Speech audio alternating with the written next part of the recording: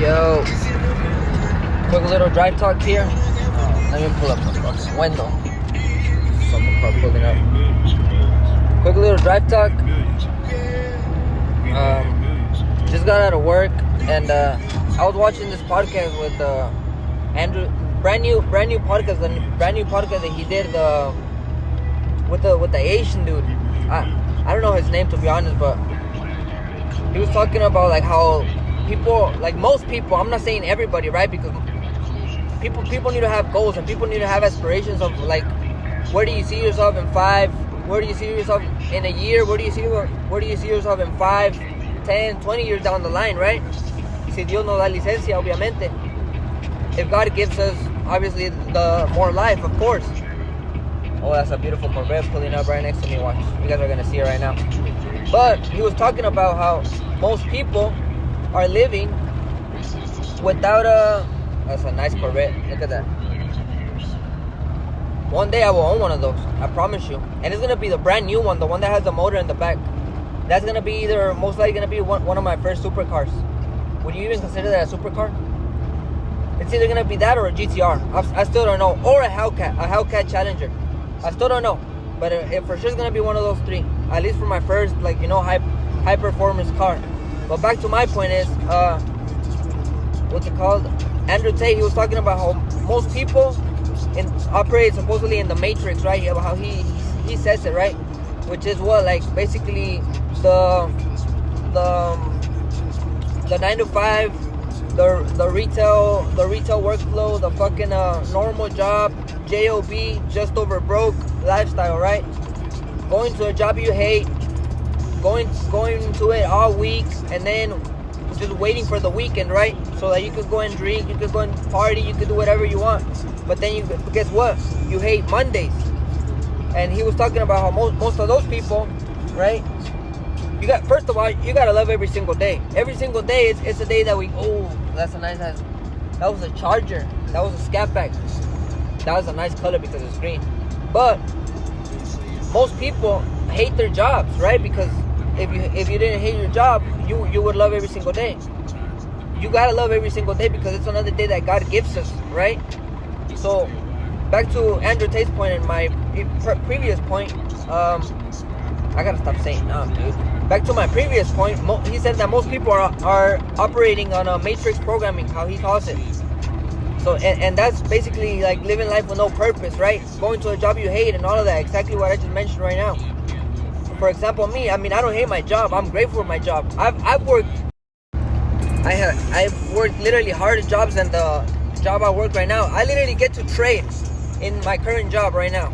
And it's not even off my computer. It's the computer from the job. So I gotta be grateful for that. Before the previous job that I had, I didn't have that option. I had to go to the restroom and maybe look for a trade. So this job, I guess the universe sent it to me. God put me in this place, and I'm gonna take advantage of it.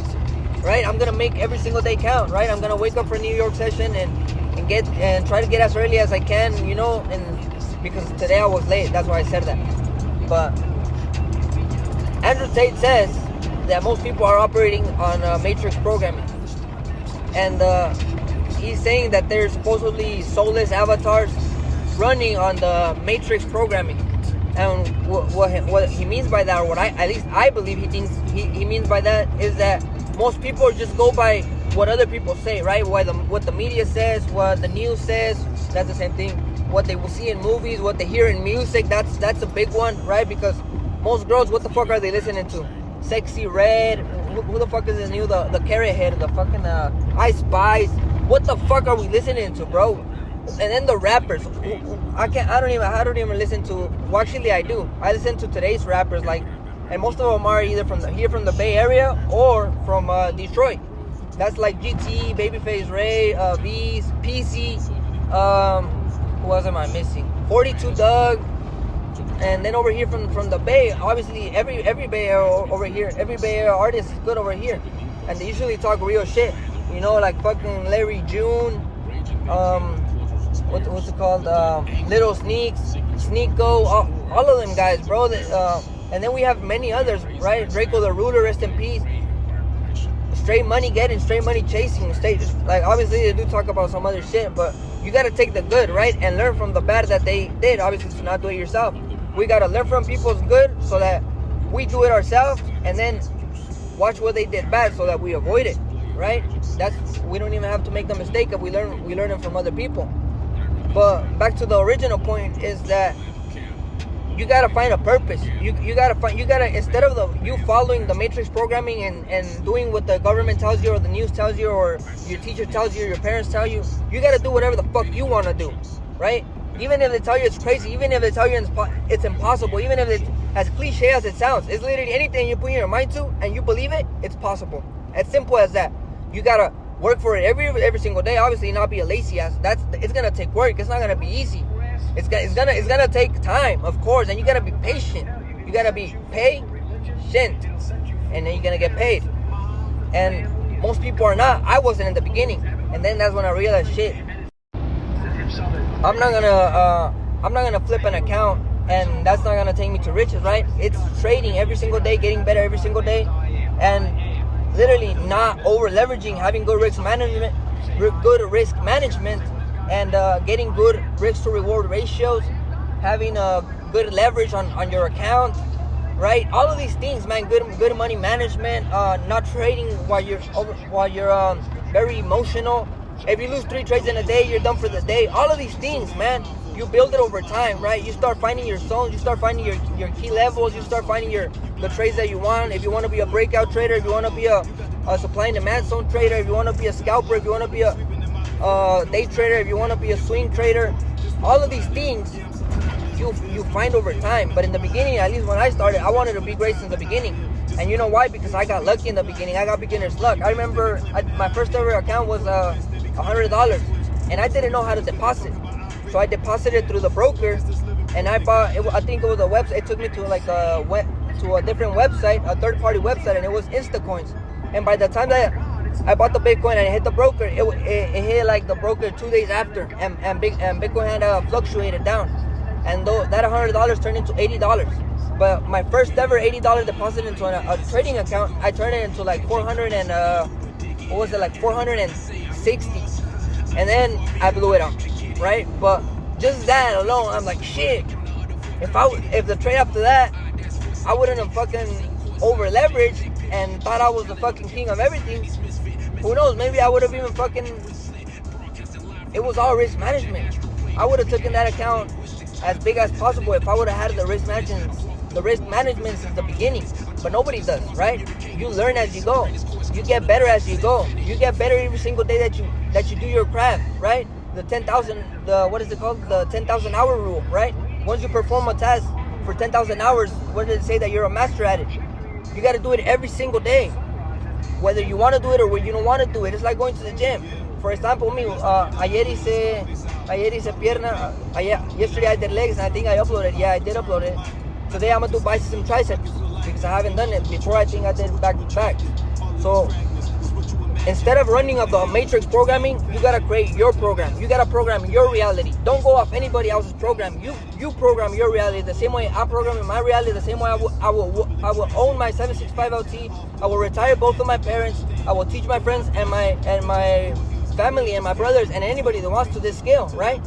And so I'm about to get home, and anybody who's watching this, I command that. I command you health. I command you wealth, and I command you peace and love. Literally, I command you a long life, and I command your family a long life, and I command you to accomplish all of your goals. It's that simple. Who are controlled by their facial recognition, and you have the elites who don't have to listen anymore, and time is running out. I feel like this year is maybe the most important year. I really do, because if the whole world is watching to see what happens with President Trump, whole world is, because guys, the populist leaders of places like Pakistan, who were waking up and they were making a difference, and they were improving their condition of life, and nationalism was rising with Imran Khan, crushed. Guys like in Brazil with Bolsonaro, who they were feeling nationalist again. They were defying the establishment. And they were pushing against the COVID agenda, and then crushed. And then now everyone's like, all right, 2 of the bigger populations on opposite sides of the world, they didn't survive it. Even in Poland, and what's going on over there. Poland has fallen to the left. That is mind-bending. They were making it. They were surviving. People were happy, and they just crumbled so fast. what was it, 4 years, and boom, it's just like that. Bro, I'm selling everything I own. I believed in Poland. I put a lot of Yes, money in too. Poland. A lot of people thought they were the ones in Europe that were going to make the stand, and if they survive it, there's hope for the rest of Europe. And they didn't. It happened so fast. And that's what's scary, because Patrick Bet-David, he made a video explaining that, I don't know the exact numbers, 42% of the world population has an election. Yeah, something like that. Yes. But there's the largest Muslim country has an election, Arab has an election. The entire world has elections in the same year. I think it's unprecedented, the number of That's three. Isn't that people who interesting? get to vote. And some people see that as a massive Those ones, opportunity. yeah. I guess it is. But I see that, I'll be honest with you, power grab. Yeah. I see that as a power grab. I think there's a global power grab that's going to take place this year. I think that everyone who should win isn't going to win. I think that it's going to be the final nail in the coffin for freedom and individual liberty. I think they're going to throw me in a jail cell for a long time for talking too much. I think that anyone else who speaks up is going to start getting thrown in a jail cell. I think the people who understand what's happening are going to be too scared to speak because they're cowards. And I think that once they have absolute control, they can implement AI and CBDC. I think we're all fine. That's what I think. And I think the only answer to that I have found, I want to make this clear as well, because a lot of people ask about my reversion to Islam. The only kind of nations I see which worship anything above money are the Muslim nations. I think the only nations who sit and say, there's something more important than money. No, we will not teach LGBT to children. We don't care about what money you offer us or what sanctions you put on us. That is haram. They seem to be the last people with anything that they worship above money. Because if you only worship money, eventually you're going to end up controlled and corrupted. And that's why I think Islam's. But I feel like during the 60s, there were men who felt that way about the hippie revolution. And during World War II, of course, they felt like the world was ending. And I'm sure Vienna felt like the world was ending long before we arrived. And I feel like people have always felt like the world was ending. I think if you're a man and you're masculine and you're protected, you're always going to feel like danger is coming. And the world always forms and we continue, and humanity does manage to survive and progress. But it's always been a band of brothers. It's always been masculinity and fraternity which is resisting it. It's always been the enemy's here. Who's on my team? Here's my gang, here's my army, here's my guys, let's get our swords and let's go fight. And I feel like it's also more important than ever that people who are on the right side work together. And Patrick Bet-David said this, that the leaders are finding the other leaders, and that's true. I think it's more important than ever that we podcast together. Other people who agree with us and we podcast and amplify our voices. I think there has to be some degree of unity in the mission. And besides making a bunch of money because money is power, and besides fraternity for people who are like-minded, I think those are our last chances. Those are the only chances we have. And I do believe we can slow the spread. COVID talk. Yeah. We can resist the insanity long enough at least. We can resist the insanity long enough at least for them to build a new system on the back of this revolution if there is one, or adjust the current system and make the life to still be livable. One of the things kind of I find, as I being a cultural leader, whenever I get any hate, which is actually very rare for me, we can talk about the fact I'm a hated person. 98% of people really do. I very rarely see hate comments. Very rarely. I've never met anyone personally. Man or woman, women love me too. Like, yeah, you're right. Yeah. But when I do see somebody I sit and say, it's kind of crazy that I'm trying to help him. He's so ignorant and so stupid, he doesn't realize he's fighting for his freedom. You know, it's kind of like we're trying to drag the horse to water, and they're like, no, you're stupid. You're like, no, you're gonna Ay, no, I'm me trying to help the people who dislike you. It's kind of weird. I don't know if you ever had that. No, it happens all the time. And I tell people, look, whether you agree with my ideas or not, the reality is I'm fighting for your right to have your shit idea. I don't agree with your idea. I think you're stupid. I think it doesn't make any logical sense. But I'm still fighting for your right to have that idea, to say those things that I completely disagree with. I'm still fighting for your right. And the people on the other side, they're fighting for their right only. I'm fighting for your ability to have those. Seesaw, if you want it balanced, you need X amount on this side and X amount on that And we're side. gonna do biceps. So you shouldn't be afraid of any idea as long as it's open and possible to discuss. It gets scary when you remove one side of the weight and it's not allowed to be discussed. Well, then it gets skewed, right? If we're allowed to openly discuss and openly talk, and I'm allowed to say the things I truly believe, and I won't be canceled, then I don't fear feminism. Yeah. And I don't fear LGBT. I don't fear transgenders. I don't fear any of these people. Sit them down at a table with me and I will decimate them in real time. And I will do it so that everybody understands I am right. Because I know I am right, and God knows I'm right, and there's no way they can beat me in an argument because it's pretty fucking simple. I have a dick and you have a vagina. It's done. And I'll say it. Done. But if I'm not allowed to talk, well, that's how they get control. And that's why they censor, and that's why it's so scary. So you're right. We're not afraid of their ideas. We just want to be able to talk openly. Yes. They don't want us to talk because they know they're going to lose, which proves they're wrong. Yeah. And they're not even smart enough to look in the mirror and go, well, why am I so afraid of him talking? Well, it's because I'm incorrect. That's the truth. Yeah, I mean, especially in the school systems. When I think about LGBTQ+, TI+, QA, and when you think about all these ideas, and they're talking about in school, the teachers are allowed to promote these ideas to the kids. But they can't, the teachers aren't allowed to pray in school. And I think that's the biggest knock for me.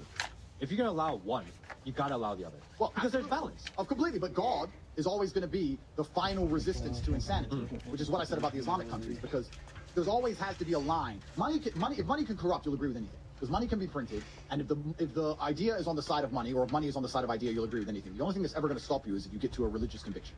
Only God is going to get to a point where it says, it doesn't matter how much you pay me, doesn't matter what you make me believe, doesn't matter what the AI machine does, doesn't matter how you've psyoped me and indoctrinated me, it doesn't matter how long you've been trying to convince me this is true. I know that my holy book and the God I believe in says this is wrong, so I refuse to believe it. Only God is the final barrier to the absolute slave mind insanity, which is why they fear God, which is why they don't want to teach children about religion. Children are the most susceptible and the most vulnerable and the most programmable people in a populace. So you have to be very careful when you analyze the ideas they're trying to purport to children, because they know children are the most susceptible to believing things. They're also the most susceptible to believing fallacy. It's kind of interesting. We don't teach children things that life will ensure they understand is true. You don't teach them about taxes or things that they're going to learn the reality of. Money management, Yeah, because responsibility. they're a hard reality that they're going to have to experience. So we let life teach them. We don't care. But we don't let life teach them these other crazy ideas, because if we did, they'd reject the crazy ideas. No, we indoctrinate the young children with the ideas that they'd naturally reject otherwise. If we deleted the idea of LGBT garbage from school, and we let a child grow up to the age of 18 in a normal functioning society, in a normal functioning educational system, and said, is that a man or a woman? Everybody knows life will teach them. We're only trying to indoctrinate them against their own So 1 of 3. Hard line. That's why they don't like God. The Because it's a hard tricep. I'm not line. even They don't hitting want you to abs have a today. hard line. What they want you to have is I'm just hitting arms. I hit abs literally 2 days ago.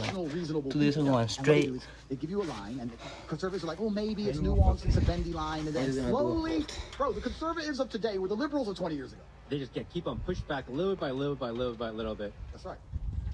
Quick bathroom break, Sure. and then we'll be right back. Another quick merch There's a little quote. Definitely go hole. pick up the That's free the thinker abs. hoodie. We have it in a hoodie and a t-shirt. Brand new for this episode. This only works because you guys support our efforts, are part of the Free Thinker Army. And if you don't want some merch, hit the donation link. Appreciate you guys. Let's get back to the episode. So I want to get into religion, because you talked about your conversion to Islam just a little bit. And I think for a while, I've been really jaded with Christianity in America. Mostly because I see the shift in the church, right? The church has been so weak, and so much scandal happens within church. And being a part of it, you're like, all right, like, there's something doesn't seem right here. And that's when I lived maybe closer to the cities. I used to live in New York City. I used to live much closer to Atlanta.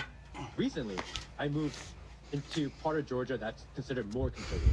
I was only And going to do moving into the 25 days, conservative part of but the country, I'm at an I extra realized 10. that the failing and the falling of the church isn't like a whole American thing. That actually there's a huge section of America that still adheres to traditional values that we thought and we agreed with early on. Yep. I thought the church as a whole was failing. But then moving into conservative areas, I realized no. It's just these liberal areas that are failing. So instead of And the 25, it's people that are 35. out there, they still 2 hold more their values, sets. They don't put up with this bullshit. Yo, hello ladies and gentlemen. So this is the video after the workout, and we're gonna go over the trades of today. I think I had said that I was gonna go over, I believe so, that I was gonna go over my trades. So we're gonna go over, I only took 2 trades today. I took USD CAD shorts on both, so this was the first trade. No, this was the first trade right here, above 66. 35,790, and it was this one right here,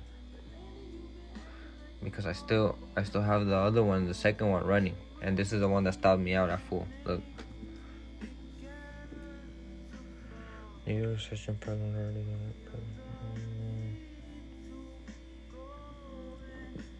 I fucked up right there. Jutes instead of just. I mean, the stop loss was pretty small, I'm not gonna lie, but it was, I didn't need to put a bigger stop loss, literally, right? If probably really gonna drop here, it did. And look, honestly, this was a TP1 for this, because this is the top of the range, and this would have been the bottom of the range. So if you would have gotten in shorts here, this would have been your TP1.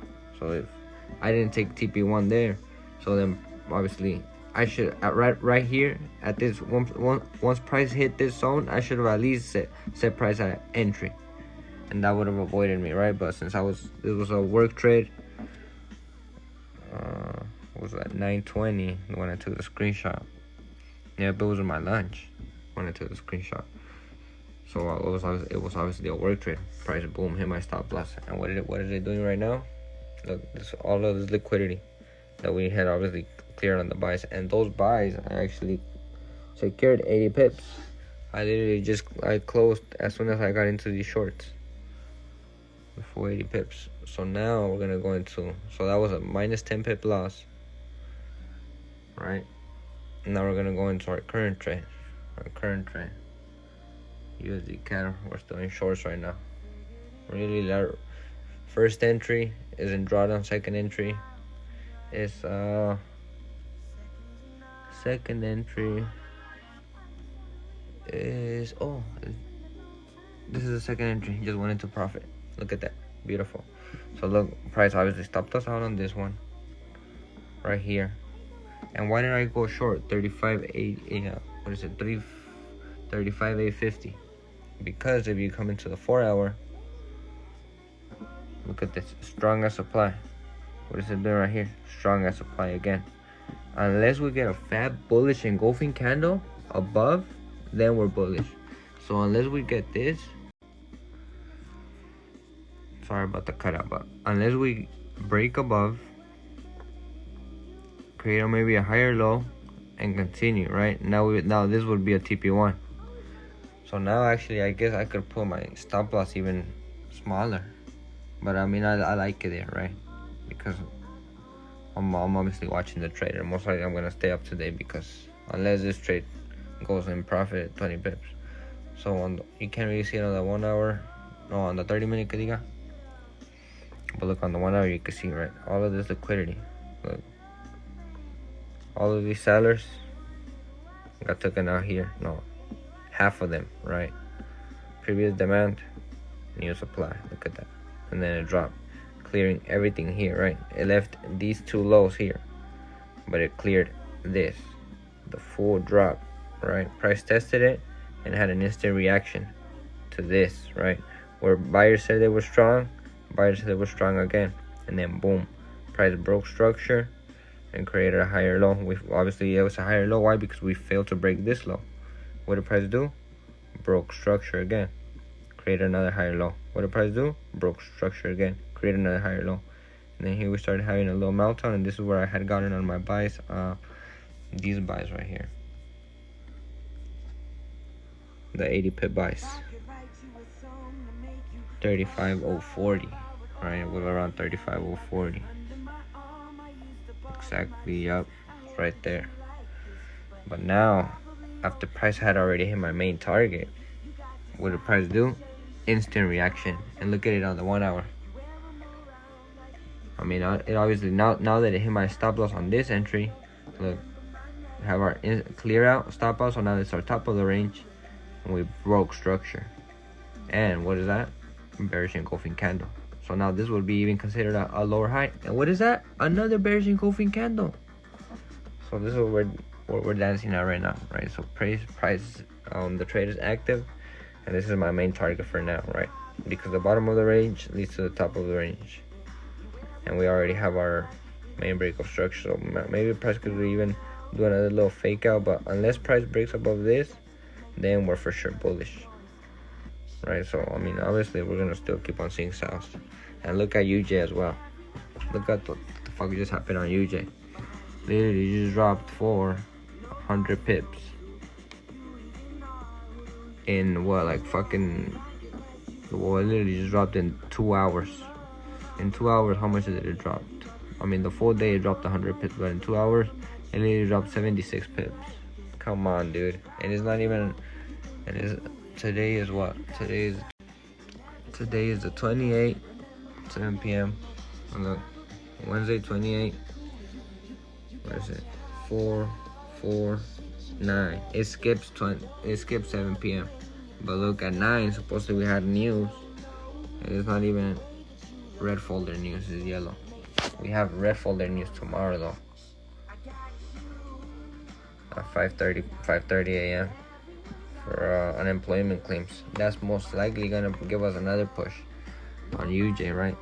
That's what I'm looking for as well, because I'm still looking for UJ to continue dropping, at least all the way down here, right, where we previously had strong supply. Well, it was weaker than the previous test, and then we broke it, created a higher low, and we broke it and bullish engulfed. Obviously we had the strong supply. If you couldn't see it, strong supply, weak supply, because obviously it's weak because we didn't break lows. If it would have been strong, it would have broken lows. Price broke highs, bullish engulfing, created a higher low, and continued up. Boom, boom, boom. So now as soon as we reach it again, which is gonna do this right here, right? Again, what is price gonna do? Is it gonna continue back up to the upside, or are we gonna break below and continue back to the downside? Right? What are we gonna do? But now we're for sure selling. Now what I'd be looking for on UJ is just more entry confirmations for shorts. Maybe even something. Let's see. Let's go to a 30-minute and see it a little bit clearer. Maybe even something like this, right? We could have potential buys to continue back, and most likely it will be slow time frame buys, something like this. Price always does this type of shit, and then boom, and then this drop might be the drop that happens tomorrow, the 5:30 a.m. news. But for USD CAD, it's a little bit slower, right? We don't have no UJ news. This is most likely gonna confluence again. And what also gives me confluence is GU. Look at this shit. Demand, supply. Broke above, higher low. What is that? A bullish engulfing candle. If GU buys, what always happens with UCAD? Shorts. What always happens with UJ? Shorts. Alright? So peace and love to anybody watching this. I'm about to